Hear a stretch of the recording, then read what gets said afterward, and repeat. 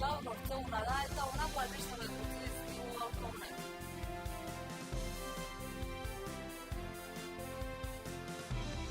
Bigarren hezkuntzako eta lanbide heziketako irakasleek ekainaren 23an izanen dute lan eskaintza publikoko azterketa. Erorien monumentua eraitsi behar dela esan eta Iruñeko udalak abiatutako parte-hartze prozesua kritikatu du Ezkerrak. Nafarroako parlamentuak eta euskaltzaindiak lankidetza hitzarmena berritu dute. Hego Euskal Herriko 4 foru aldundien babespean sortu zen 1918an Eusko Ikaskuntza. Orain, 100 urte geroago babes hori berriztatu dute erakundeek. Presoen aldeko manifestaziora deitu dute apirilaren 21erako Bilbon. Euskal Gizarta manifestazio handi batera deitu dute pentsio duinen alde martxoaren 17an. Lurralde garapenerako eta nazioartekotzerako tresna izanen da turismoa. Gobernuak 2018-2025 turismo plan estrategikoa onartzea erabaki du. Ortzegun honetako albisteekin hasteko bigarren hezkuntzako eta lanbide heziketako irakasleek ekainaren 23an izanen dute lan eskaintza publikoko azterketa.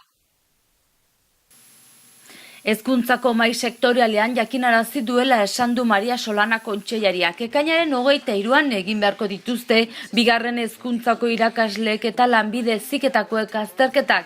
Beste erkidego asko ere egun horretan izanen dituzte probak. Nafarroan euskarazko eta gaztelaniazko probak bereiziak eginen dituzte, egun berean baina momentu desberdinetan izanen direla ziurtatu du kontseilariak. Deialdi ofiziala aste honetan bertan publiko egitea espero du Solanak. Guztira 211 plaza deituko dira. 184 bigarren hezkuntzako irakasleentzat eta 27 lanbide heziketako irakasleentzat. Eskariak aurkezteko epea 20 egunetakoa izango da deialdia argitaratzen den hurrengo egunetik hasita.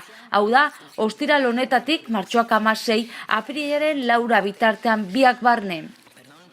Deialdian zehaztuko dira era berean hautagai bakoitzaren betekizunak eta aurkeztu beharko duen dokumentazioaren gaineko zehaztasunak. Oposizio aldia 2018ko maiatzaren 15ean hasiko da. Aurkezpen ekitaldi hori aldez aurretik iragarriko da eta hautagaiak pertsonalki aurkeztu beharko dira. Ez da ordezkorik onartuko. Ekitaldi horretan aurkeztu beharko dute programazio didaktikoa. Ekitaldira agertzen ez direnak edo programazio didaktikoa aurkezten ez dutenak hautagaitza prozesutik kanpo geratuko dira. Oposizioaren lehenengo frogari dagokionez deialdian bertan jasotzen denez 2018ko ekainaren 23an hasiko da eta frogen antolak eta planifikatzeko orduan epaimaiei dagokie aintzat hartzea euskarazko eta gaztelarazko frogek batez egitea inork bietara aurkeztu nahiko balu. Funtzio publikora sarbidea arautzen duen abenduaren 27ko 17/2017 foru legea indarrean sartu zenetik hezkuntzak egiten duen irakasleen lehenengo oposizioa da deialdi hau. Foru legea horren berritasunik nagusiena da eta horrela jaso da deialdian hautagaiek frogak egin beharko dituzela hizkuntza espezialitateari dagokion hizkuntzan edo espezialitatea irakatsiko den hizkuntzan. Euskaraz ala gaztelaniaz. Erorien monumentua eraitsi behar dela eta Iruñako udalak abiatu duen parte-hartze prozesua kritikatu du Ezkerrak. Espainiaren alde eroritakoen monumentua eraitsi nahi du Ezkerrak eta arrazoi mordoa dauka eskaera hori egiteko. Fasismo frankistari loturiko balioen gorazarre egiteko monumentua delako, memoria historikoaren legia urratzen duelako, ez duelako balio artistikorik, erabilerarik gabeko simbolo handi badelako eta hiriaren lotura ekiditen duen tapoia delako.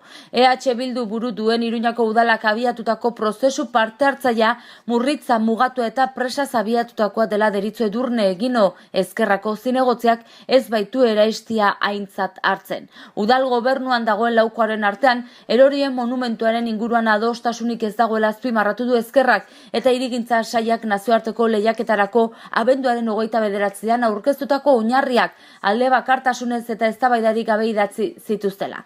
Erorien monumentua ikusteko bisitak gidatuak eta hausnarketa jardunaldiak antolatu zituen udaletik Eginoren aburuz, baina aukera falta dago ekimen horretan eraistia barne hartzen ez den bitartean. Nazioarteko lehiaketarako behin betiko oinarriak apirilean argitaratzekoa da, udala aitzitik eraikinaren eta haren inguruaren nazioarteko lehiaketara deitu aurretik 3 urrats egin behar dira ezkerraren ustez. Lehenik eta behin plan orokorra moldatzea eta eraikina katalogotik ateratzea, bigarrenik udalak berak eraistea baimentzea eta hirugarrenik eztabaida prozesu zabal bati ekitea herritarrek eta memoria elkarteek diotena aintzat hartuta. Ezkerra eraisketaren alde agertu da. Nafarroako parlamentuak eta Euskaltzaindiak lankidetza hitzarmena berritu dute.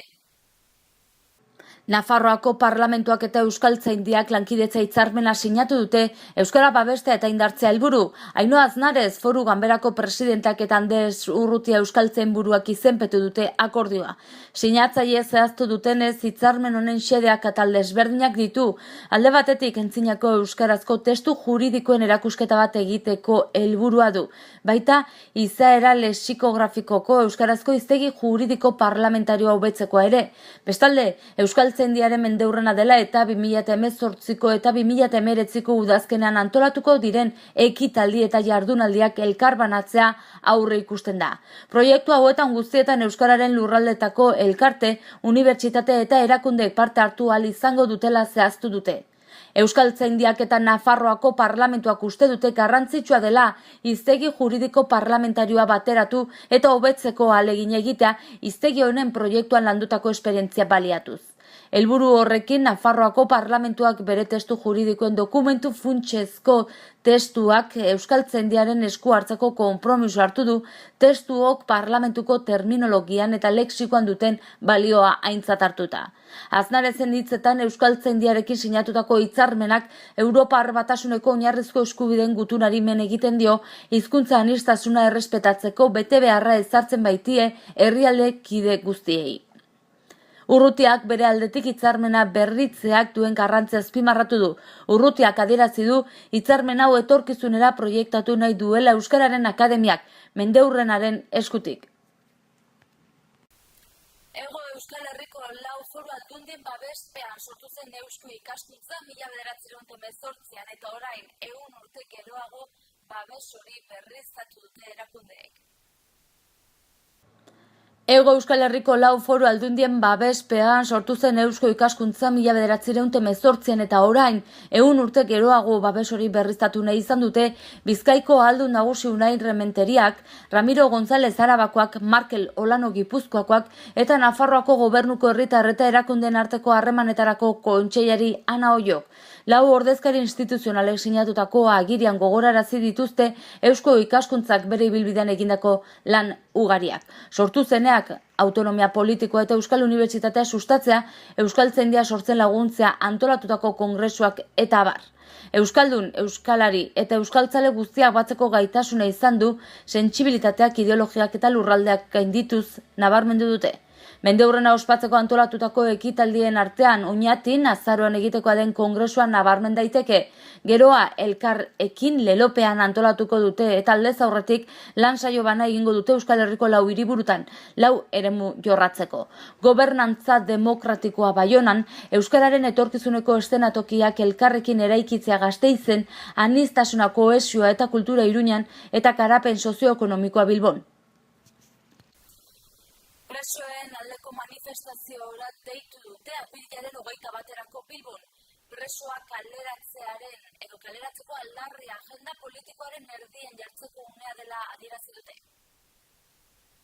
Kalerak eta sortu jakinarazi dutenez mobilizazio ziklo apirilaren 17an hasiko da preso politikoen nazioarteko egunean. Egun horretan ekimen politiko egingo dute Galdakaon. Presoen izaera politiko aldarrikatuko dute eta lehentasunezko eskariak zehaztuko dituzte.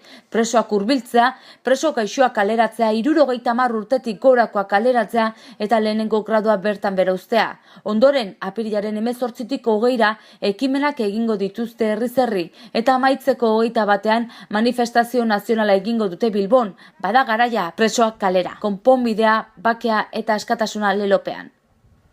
Miren Zabaleta sortuko Nafarroako koordinatzaileak azaldu du manifestazio hori mugarri izan diren beste bi mobilizazioen ondorioz deitu dutela. Abenduaren 9an Bakearen artisauek Parisen deitu zutena eta urtarrilaren 9an Sarek Bilbon deitu zuena.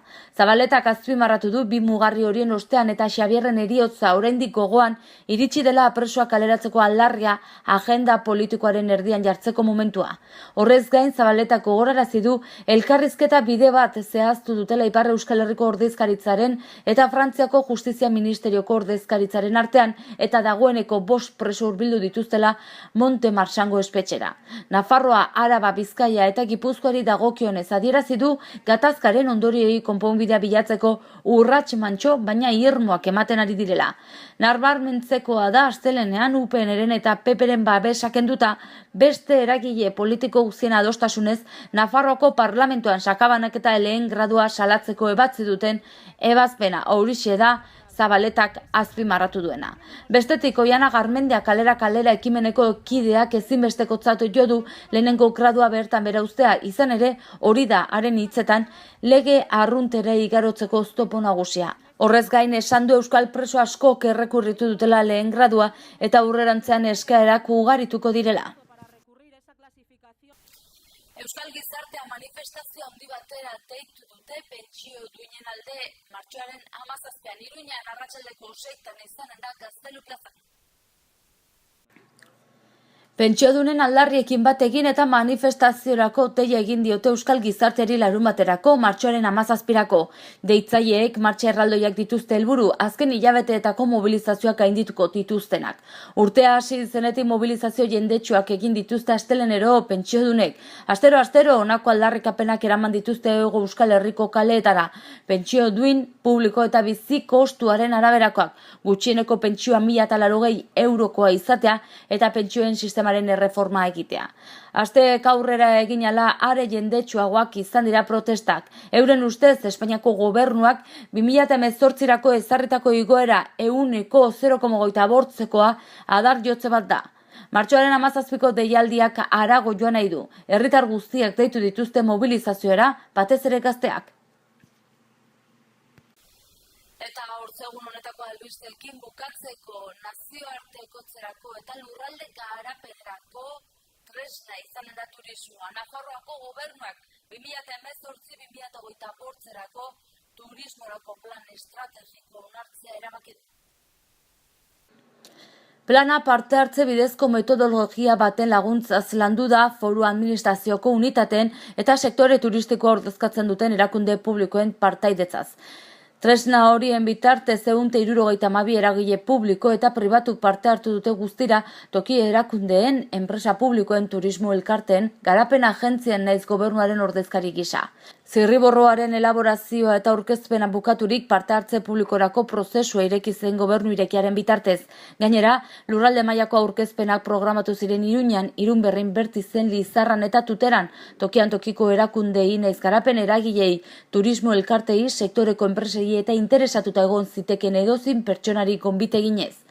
Planak oinarrizko bortze helburu ditu. Lehendabizikoa da hurbileko merkatuetan Nafarroaren posizioa sendotzea. Hain zuzen ere, Nafarroako helmugak finkatuta dauden segmentuetan emaitzako hobetzea bilatzen da, bai eta nitxo berrietan posizio nagusiak hartzea ere. Hala nola, hirigune nagusietan hurbileko merkatu horien 4 eta 7 egun bitarteko bidaiak. Bigarren helburua da Nafarroa Iruñak Europako merkatuan duen posizionamendua hobetzea, urtaroen eragina murrizteko eta eguneko bataz besteko gastu handi egiten duten turistak erakartzeko. 2025 lortu nahi diren Europako bidaiarien 650.000 gaualdiez gain, Nafarroako gobernuak nazioarteko turisten eguneko bataz besteko gastua 120 igotzea lortu nahi du, bai eta foru komunitatean egiten duten bataz besteko egonaldia ere. Hirugarren helburua da lehiagortasuna handitzea, Nafarroa Iruña helmugaren barruan segmentuak eta produktuak bereiziz lurraldeeko ondare natural eta kulturalaren naiz pertsonen laguntzarekin. Hain zuzen ere, 2025rako markaren ezagutza 120 hobetzea espero da. Plana jasotzen duen laugarren helburua da tokiko eragile turistikoen arteko lankidetza bultzatzea, enpresen zein erakunde turistikoen artekoa baterako ekintzak bultzatzeko eta egitura produktiboak egokitzeko. Azkenik, planak espazio turistikoa den kudeaketa hobetzaren garrantzia ezartzen du, lurralde erakundeen arteko lankidetza bultzatuz eta administrazioen arteko koordinazioa hobetuz. Eta goizean eguraldi bat izan dugu eta arratsalde iluna barrerako bertze bat espero dugu. Goazen honen eguraldiaren iragana zelen ikustera.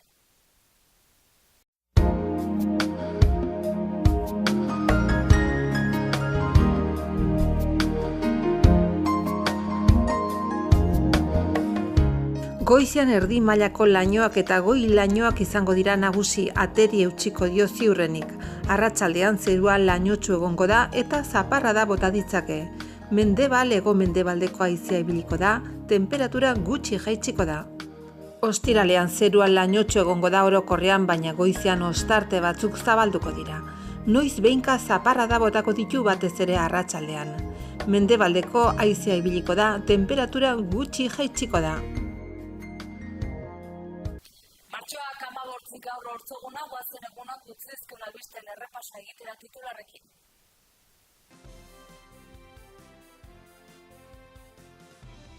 Bigarren hezkuntzako eta lanbide heziketako irakasleek ekainaren 23an izanen dute lan eskaintza publikoko azterketa. Erorien monumentua eraitsi behar dela esan eta Iruñeko udalak abiatutako parte-hartze prozesua kritikatu du Ezkerrak. Nafarroako parlamentuak eta Euskaltzaindiak lankidetza hitzarmena berritu dute. Hego Euskal Herriko 4 foru aldundien babespean sortu zen 1918an Eusko Ikaskuntza. Orain, 100 urte geroago babes hori berriztatu dute erakundeek. Presoen aldeko manifestaziora deitu dute apirilaren 21erako Bilbon. Euskal Gizarta manifestazio handi batera deitu dute pentsio duinen alde martxoaren 17an. Lurralde garapenerako eta nazioartekotzerako tresna izanen da turismoa. Gobernuak 2018-2025 bortzerako turismo plan estrategikoa onartzea erabaki du. Eta bertzerik ez da usi izan da dena, mila esker zuen arretagatik eta